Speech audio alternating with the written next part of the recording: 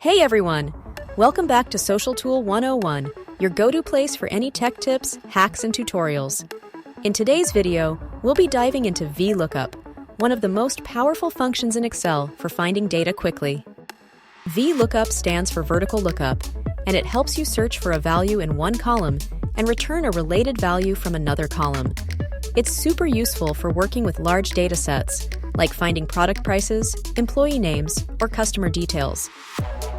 Let me explain you with this simple example.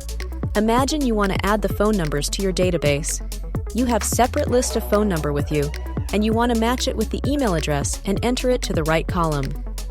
Type the formula =VLOOKUP. Select the email address because the other table, which has phone numbers, is in line with the email addresses. Then put a comma next table array. The table array is what VLOOKUP is going to look for.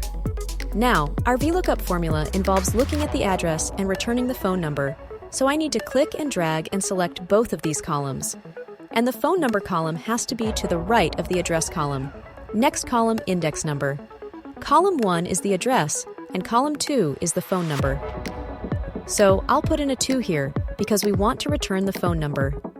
Finally, it's asking if we're looking for an approximate match or an exact match. I'll put in false. We do want an exact match. I'll close my parentheses, hit the Enter key, and here it is.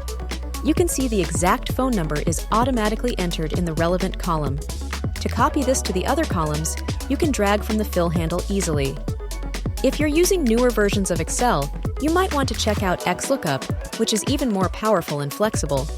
Let me know in the comments if you'd like a tutorial on that. That's it for today's tutorial. I hope you found it helpful. If you did, don't forget to like, subscribe, and comment below with any questions. Thanks for watching, and see you in the next video.